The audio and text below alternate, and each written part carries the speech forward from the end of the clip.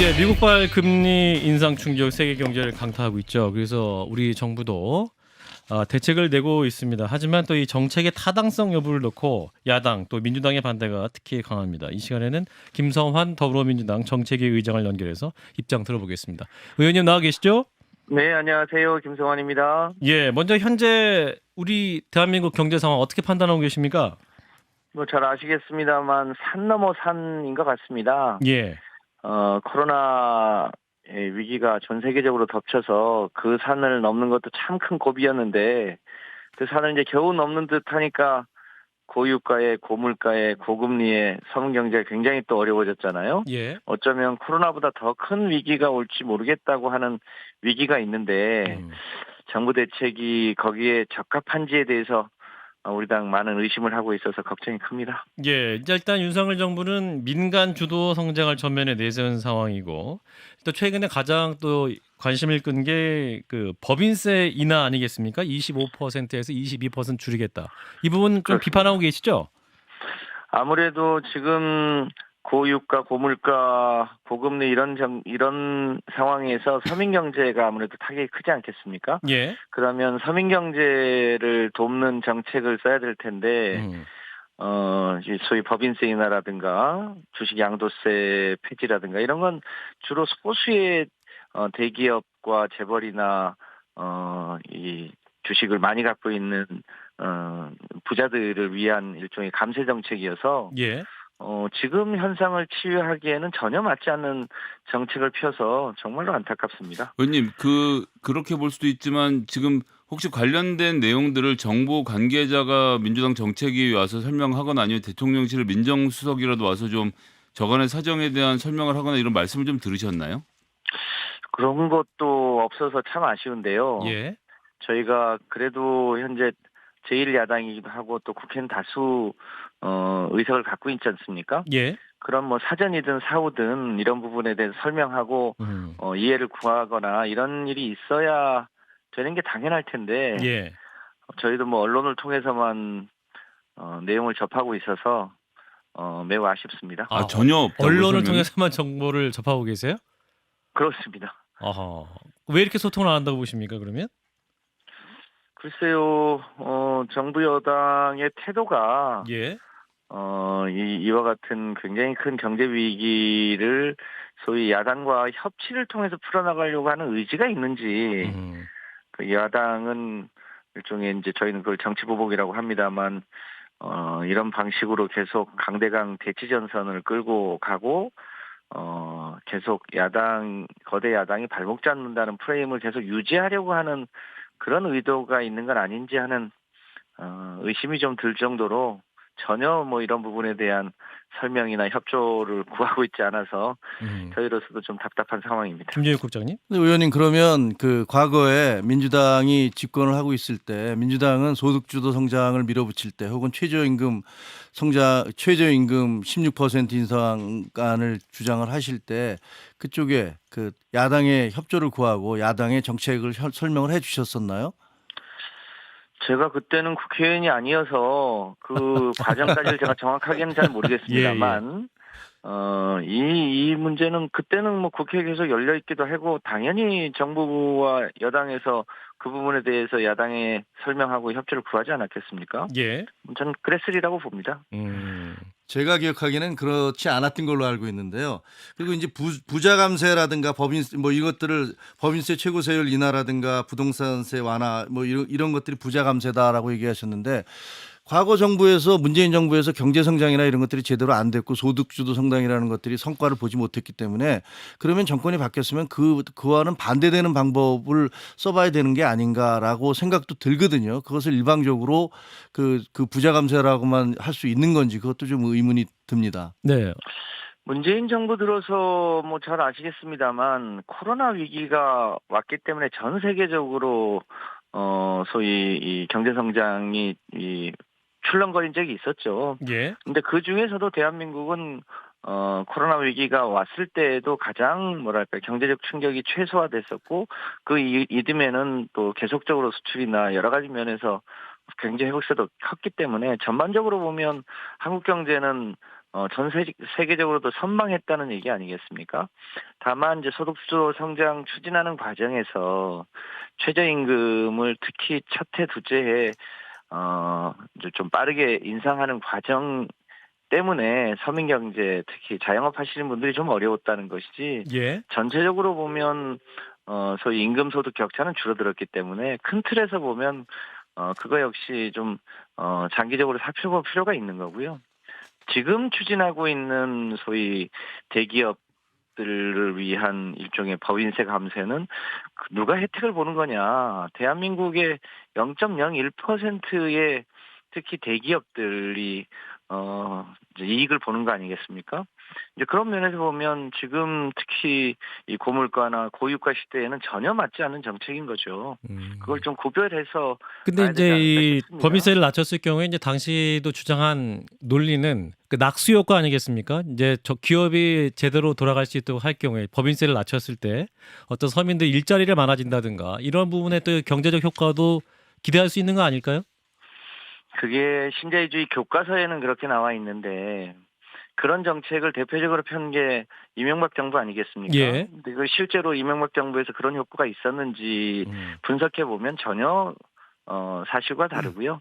또 전 세계적으로도 2008년 이제 세계 금융위기 이후에 그런 이제 신자유주의적 낙수 효과 이론이 현실에서 검증되지 않고 오히려 부자들의 이익만 키워줘서 결과적으로는 경제 양극화를 촉진했을 뿐 그것 때문에 오히려 경제가 선순환했다는 것은 책 속에나 나오는 얘기지 실제로는 검증되지 않은 실패한 정책이라는 게 거의 세계 공통적인 의견인데요. 예.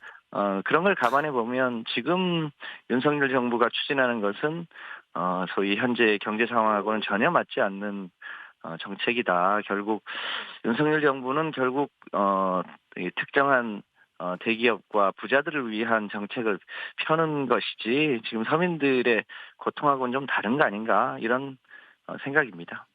그럼 어떻게 해야 됩니까, 의원님? 그 윤석열 정부 지금 이제 법인세 인하 외에도 금융투자소득세 2년 유예, 주식 양도소득세 완화 폐지, 부동산 보유세 경감 등 이런 정책을 내놓고 있습니다만. 전형적으로 다 부자들을 위한 감세 정책이고요. 지금 예. 필요한 것은 지금 다수 서민들이 기름값 때문에 고통을 받고 있으면 당연히 지금 이제 최대 법정 최고세율 37%까지 인하를 하겠다고 했는데 그래도 유가가 리터당 2,000원을 넘지 않습니까? 소비자가 기준으로. 그걸 좀 더 낮추기 위한 특단의 노력을 야당의 협조를 구해서 한다든지 또 지금 대한민국이 전 세계 1위의 가계부채를 갖고 있어서 굉장히 서민 경제가 이 위기에 놓일 수 있는데 그러면 이제 지난번 추경 때도 여러 가지 정책을 폈습니다만 자영업자 고금리를 저금리로 더 바꿔준다든지 채무 조정을 더 확대한다든지 대출을 더 연장해 준다든지 이런 정책들도 좀 필요하고요. 예. 지금 모두가 다 어려운 게 아니라 예를 들면 우리나라 이제 4대 금융 지주라든가 정유사라든가 이런 데는 오히려 이런 과정에서도 최대의 호황을 보고 있다는 거 아닙니까? 그러면 정부가 적극적으로 나서서 그런 이제 큰 은행들이나 큰 정유사들이 자기 마진을 좀 줄여서 그런 충격이 서민들에게 좀 덜 갈 수 있도록 하는 적극적 조치를 한다든지 지금은 그런 일을 해야 될 때죠. 근데 그 의원님 좀 부자 감세 그리고 서민 경제 이렇게 양쪽 프레임으로 만드시는데 사실 따지고 보면 가계부채가 1,800조가 되고 그다음에 국가 채무가 1,000조가 넘어간 것이 다 문재인 정부 하에서 이루어진 일 아닙니까? 그 문제도 보기에 따라서 많이 다른데요. 예. 그 코로나 때문에 전 세계적으로 소위 정부 재정 지출을 많이 늘렸습니다. 가장 정부 재정 지출을 조금 늘린 데가 문재인 정부 때고요. 그래서 이 가계부채를 더 줄여야 하고 그래야 되는데 그걸 이제 제대로 작동하지 않도록 했죠. 당시에 보수 언론하고 국민의힘이 그 부분에 대해서 얼마나 많은 비판을 했었습니까? 180석 가지고서 언론 비판을 다 물리치고 가실 수 있는 그런 입장 아니었나요? 지금도 물론 이제 더 노력을 해야 되겠죠. 예. 그런데 지금 취하는 정책으로는 뭐랄까 지금의 위기를 돌파해 나가기 굉장히 어려운 거라고 하는 게 일반적인 경제학자들의 공통적인 얘기 아닙니까? 이런 부분에 대해서는 오히려 정부 여당이나 국민의힘이 좀 더 깊이 있게 되돌아보고 지금이라도 저는 특정 소수를 위한 부자 감세 정책보다는 서민들의 여러 가지 고충을 직접적으로 해결하는 정책에 더 초점을 맞추시는 게 타당하다 이렇게 봅니다. 의장님 이제 그래서 이제 국회에서 협상도 하셔야 되고 말씀하신 유가라든지 어떤 금리, 채무 조정 문제도 이제 여당과 협의를 하셔야 될 텐데 원 구성이 지금 안 되고 있지 않습니까? 네, 이 부분도 저희 우상호 비대위원장이 얘기를 합니다만 예.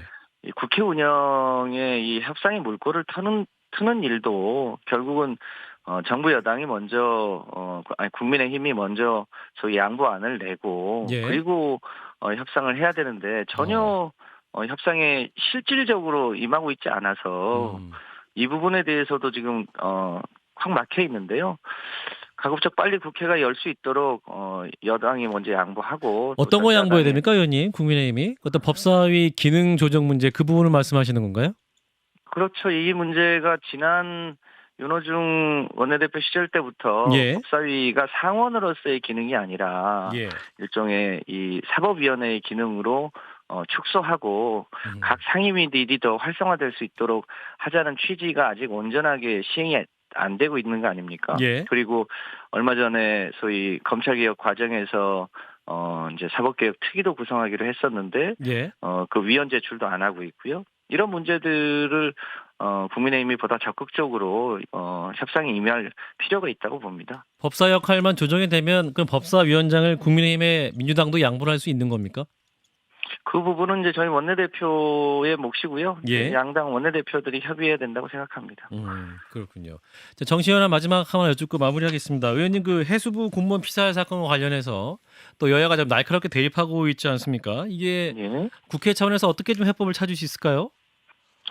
오늘 그 당시에 한기호 국민의힘 국방위 간사의 당시 발언한 것이 동영상에 올라왔던데요. 예. 그걸 보면요. 그 당시 국민의힘 국방위 간사도 그 해수부 공무원이 사실상 월북한 것으로 보인다고 하는 얘기가 생생하게 나와 있습니다. 근데 그걸 최근에 사실에 기초하지 않고 지금 윤석열 정부가 뒤집은 거거든요. 예. 그래서 그 팩트를 확인하자고 하는데 저희는 이런 것을 일종의 이 소위 비공개 자료를 공개하는 게 타당하냐 정치적인 이유로 이렇게 했습니다만 마치 우리가 뭔가를 숨기고 있는 것처럼 하고 있어서 예. 뭐 그렇다면 소위 군 특수정보나 이런 문제를 예민함을 감안하더라도 필요하면 우리는 공개하자 그렇게 하고 있어서 실제로 우리가 무엇을 감추고 있었던 게 아니고 유가족의 아픔은 저희가 공감합니다만 사실관계를 팩트에 기초하지 않고 뒤집으려고 하는 소위 신색깔론을 펼치는 것은 참으로 유감입니다. 예. 그래서 저희는 가급적이면 예민한 군사정보를 소위 국익 차원에서 지켜야 됩니다만 예. 국민의힘이 계속 뭐 정보 공개를 하자라고 요구한다면 저희도 얼마든지 동의해서 결국 다 밝혀놓고 당시에 왜 그런 정책을 결정하게 됐는지 그런 입장이었는지를 저는 국민들이 보면 충분히 알 수 있을 거라고 생각합니다. 예. 자, 의원님 말씀 여기까지 듣도록 하겠습니다. 고맙습니다. 네, 고맙습니다. 네, 더불어민주당 정책위 의장을 맡고 있는 김성환 의원이었습니다. 좋아요? 구독! 알림 설정.